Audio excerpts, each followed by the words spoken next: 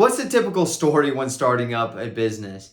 Usually, guy is really good, girl is really good at doing something. Maybe they're good at baking pies, or they're a good mechanic, or they're good with their hands, a handyman. They're good at cleaning things. They're just good at doing a certain task.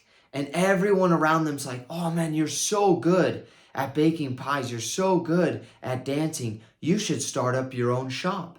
You should start up your own thing, and then you can sell it. Well, then after a lot of people tell them, then they're like, man, maybe I should start up my own thing. I could start up a small business.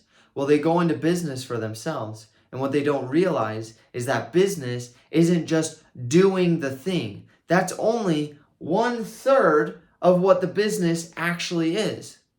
And because they only have 1/3 of this business, the business fails. 9 in 10 businesses fail after the first year, and the businesses that go on, 9 out of those 10 fail in the next 5 years. Why is that? Does everyone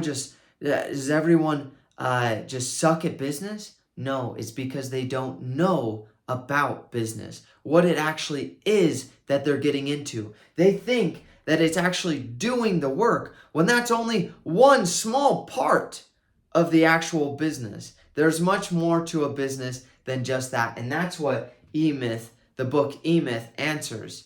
If you haven't read it, please go out and get a copy after you listen to this video. He talks about how it's so sad that people go out and they start a business and then they fail, and they're like, oh man, I'll never start a business again, because they didn't understand what a business actually is. Now it covers a business has 3 personalities, if you will.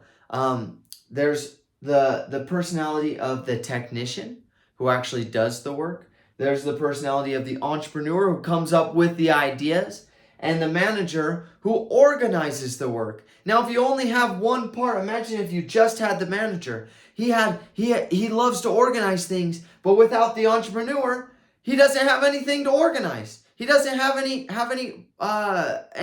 boxes, anything to put in the boxes. Well, without the technician, after he organizes things, even if he asks the entrepreneur to come up with ideas and he organizes them, he doesn't have a technician to actually do the work. And vice versa. Let's say you just have an entrepreneur. He comes up with ideas. I know a lot of people like this. They come up with ideas, but they don't actually have someone to organize those ideas. And it's just every idea goes, and there's no order to it. And there's no prioritization.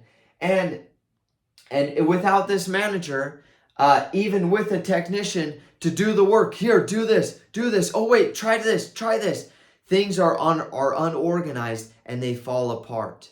And just with a technician, just doing work, no new ideas come. They don't know what work to actually do, and so they just do the work that they're used to, which is usually just baking the pies, or just dancing, or just building chairs. It's just doing the actual thing. This is the doing, these are the ideas, and this is organizing them. Okay? You need all 3 parts to build a successful business. And he goes on to explain more about how to build your own successful business. But if you don't understand this elementary fact that there's more to building a business than just doing the work, you will fail as a business owner, as an entrepreneur.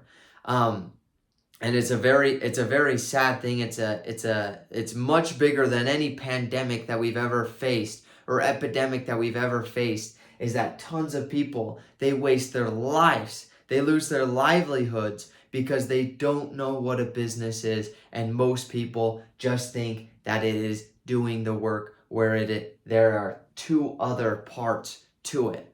Now, go ahead, get the book E-Myth, read it, listen to it. It's an amazing book, and I guarantee you that it will change your life.